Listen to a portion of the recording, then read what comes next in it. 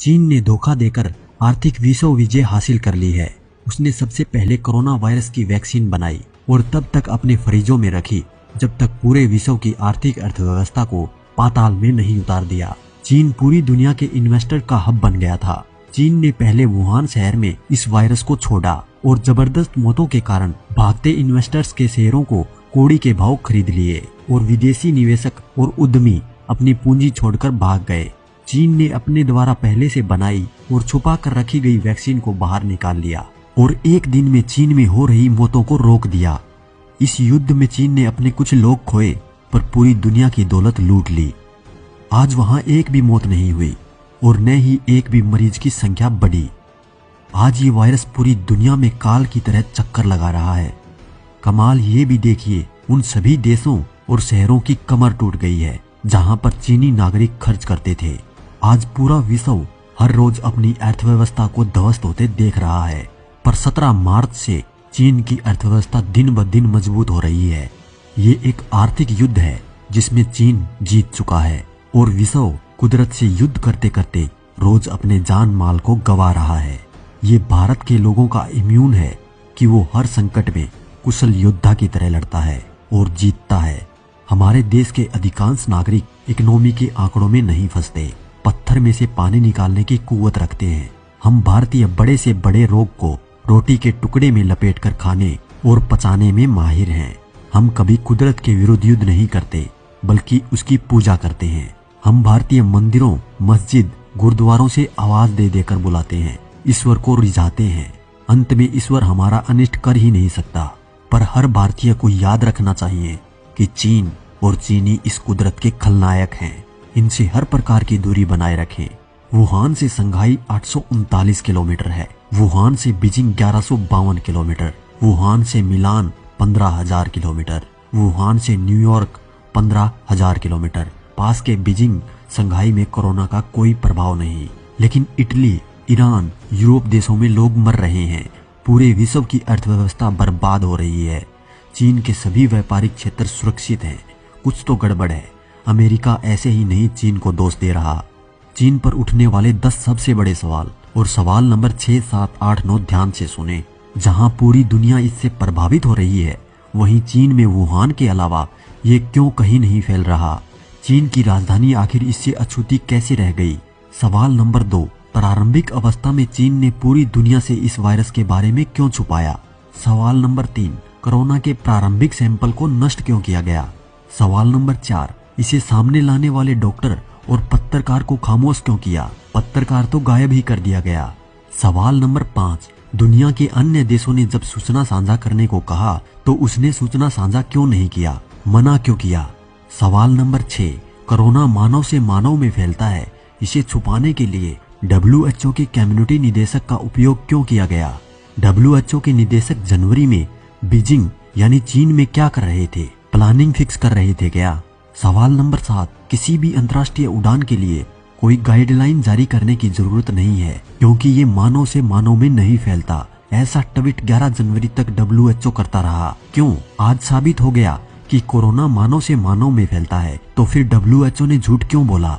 सवाल number 8, Wuhan के एक साथ 50 लाख लोगों को बिना मेडिकल जांच किए दुनिया के अलग अलग हिस्सों में क्यों भेजा गया? सवाल नंबर 9, इटली में 6 फरवरी तक मामूली केस था, एकाएक चीनी, हम चीनी हैं, वायरस नहीं, हमें गले लगाइए प्ले कार्ड के साथ दुनिया के पर्यटन स्थल सिटी ऑफ लव के नाम से मशहूर इटली के लोगों को गले लगाने क्यों पहुंचे?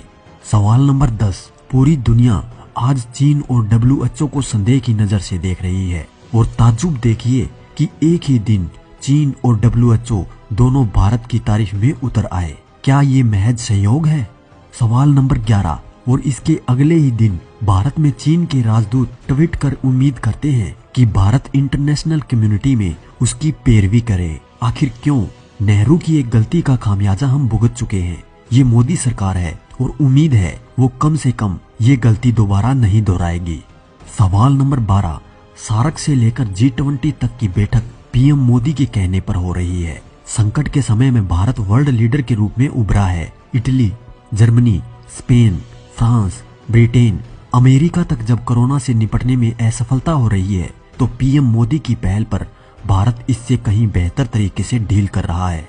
चीन इसी का फायदा उठाकर ये चाहता है कि भारत इंटरनेशनल कम्युनिटी में उसके अछूतपन को दूर करे, लेकिन अब ये नहीं होगा। चीन संदेह के घेर में है और रहेगा। चीन का पूरी दुनिया पर हावी होने का तरीका भी जान लीजिए। सबसे पहले एक वायरस और उसकी दवा बनाई, फिर वायरस फैलाया, अपनी क्षमता का प्रदर्शन करते हुए रातों रात अस्पतालों का निर्माण कर लिया। आखिरकार वे पहले से ही तैयार थे। परियोजनाओं के साथ साथ उपकरण का आदेश देना, श्रम, पानी और सीवरेज नेटवर्क को किराए पर लेना, पूर्व निर्मित निर्माण सामग्री और एक प्रभावशाली मात्रा में स्टॉक, ये सब उस रणनीति का हिस्सा थे। परिणाम स्वरूप दुनिया में वायरस के साथ साथ अराजकता फैलने लगी, खास करके यूरोप में। दर्जनों देशों की अर्थव्यवस्था त्वरित रूप से प्रभावित हुई। अन्य देशों के कारखानों की उत्पादन लाइनें बंद हो गई। इसका परिणाम ये हुआ कि शेयर बाजार में जबरदस्त गिरावट हुई। चीन ने अपने देश में महामारी को जल्दी से नियंत्रित कर लिया। रातों रात वुहान से कोरोना के नए मरीज मिलना बंद ही हो गए। ये कैसे संभव है, जबकि इटली जैसा देश इस स्थिति को नहीं संभाल पा रहा, क्योंकि चीन पहले से ही तैयार था। परिणाम स्वरूप उन वस्तुओं की कीमत कम हो गई जिनसे वो बड़े पैमाने पर तेल आदि खरीदता है। फिर चीन तुरंत ही उत्पादन करने के लिए वापस जुट गया, जबकि दुनिया एक ठहराव पर है। जहां एक और दुनिया में हाहाकार मचा हुआ है, वहीं चीन ने अपनी फैक्ट्रियों में काम करना शुरू कर दिया। चीन उन चीजों को खरीदने लगा जिनकी कीमत में भारी गिरावट हो गई थी, और उनको बेचने लगा जिनकी कीमत में जबरदस्त इजाफा हुआ। अब यदि विश्वास ना हो रहा हो तो 1999 में चीनी उपनिवेशों कियाओ लियांग और वोंग जियांगसुई के द्वारा लिखी गई पुस्तक अप्रतिबंधित युद्ध, अमेरिका को नष्ट करने के लिए चीन का मास्टर प्लान को जरूर पढ़ ले। ये सब तथ्य वहाँ मौजूद हैं। अब इस बारे में भी जरा ध्यान से सोचिए, कैसे रूस और उत्तर कोरिया कोविड-19 यानी कोरोना से पूरी तरह मुक्त हैं, क्योंकि वे चीन के कट्टर सहयोगी हैं। इन दो देशों में एक भी मामले की सूचना नहीं मिली, क्योंकि दूसरी ओर दक्षिण Korea, United kingdom, Italy, Spain और एशिया गंभीर रूप से प्रभावित है, क्योंकि ये सब चीन के विरुद्ध हैं। एक सबसे बड़ा सवाल ये उठता है कि वुहान अचानक घातक वायरस से कैसे मुक्त हो गया। अगर कोई चीन से ये सवाल पूछे कि कैसे हुआ वुहान अचानक घातक वायरस से मुक्त, तो चीन ये कहेगा कि उनके प्रारंभिक उपाय बहुत कठोर थे और वुहान को अन्य क्षेत्रों में फैलाने के लिए बंद यानी लॉकडाउन कर दिया गया था। परंतु ये जवाब बड़ा ही मजाकिया है। ऐसा होता तो बाकी के देशों में भी ये इतना नहीं फैलता और एक शहर तक ही सीमित रहता। ये 100% सत्य है कि वे वायरस की एंटीडोट का उपयोग कर रहे हैं। बीजिंग में कोई क्यों नहीं मारा गया, केवल वुहान ही क्यों? दिलचस्प विचार है ये। खैर, वुहान अब व्यापार के लिए खुल गया है। अमेरिका और उपयुक्त सभी देश आर्थिक रूप से तबाह हैं। जल्दी ही अमेरिकी अर्थव्यवस्था चीन की योजना के अनुसार ढह जाएगी। चीन जानता है कि वो अमेरिका को सैन्य रूप से नहीं हरा सकता, क्योंकि वर्तमान में इस हिसाब से अमेरिका विश्व में सबसे बड़ा ताकतवर देश है। तो ये है चीन का विषय विजय फार्मूला। वायरस का उपयोग करें दूसरे देश की अर्थव्यवस्था और रक्षा क्षमताओं को पंगु बनाने के लिए। निश्चित ही नैन्सी पेलोसी को इसमें एक सहायक बनाया गया था। कारण था ट्रंप को टक्कर देने के लिए। राष्ट्रपति ट्रंप हमेशा ये बताते रहे हैं कि कैसे ग्रेट अमेरिकन अर्थव्यवस्था सभी मोर्चे में सुधार कर रही है। अमेरिका ग्रेट अगेन बनाने की उनकी दृष्टि को नष्ट करने का एकमात्र तरीका आर्थिक तबाही था। नैन्सी पेलोसी ट्रंप के खिलाफ महाभियोग लाने में असमर्थ थी, इसलिए चीन के साथ मिलकर एक वायरस जारी करके ट्रंप को नष्ट करने का ये तरीका उन्होंने अपनाया। वुहान तो महामारी का सिर्फ एक प्रदर्शन था, अब ये वायरस महामारी को चरम पर ले जा चुका है। चीन के राष्ट्रपति शी जिनपिंग उन प्रभावित क्षेत्रों का दौरा करने के लिए बस एक साधारण R1 फेस मास्क पहनकर पहुंचे थे। राष्ट्रपति के रूप से उन्हें सिर से पैर तक ढका जाना चाहिए था, लेकिन ऐसा नहीं था। वायरस के किसी भी तरह के नुकसान का विरोध करने के लिए उन्हें पहले ही इंजेक्शन लगाया गया था। इसका मतलब है कि वायरस के निकलने से पहले ही उसका इलाज चल रहा था। अब यदि आप तर्क दें कि बिल गेट्स ने पहले ही 2015 में एक वायरस फैलाने की भविष्यवाणी कर दी थी, इसलिए चीनी एजेंडा सच नहीं हो सका, तो उत्तर है हाँ, बिल गेट्स ने भविष्यवाणी की थी, लेकिन ये भविष्यवाणी एक वास्तविक वायरस के प्रकोप पर आधारित थी, न कि मानव जनित। जब चीन ये बता रहा है कि वायरस का पहले से ही अनुमान था, ताकि इसका एजेंडा उस भविष्यवाणी से मेल खा सके और सब कुछ प्राकृतिक लगे।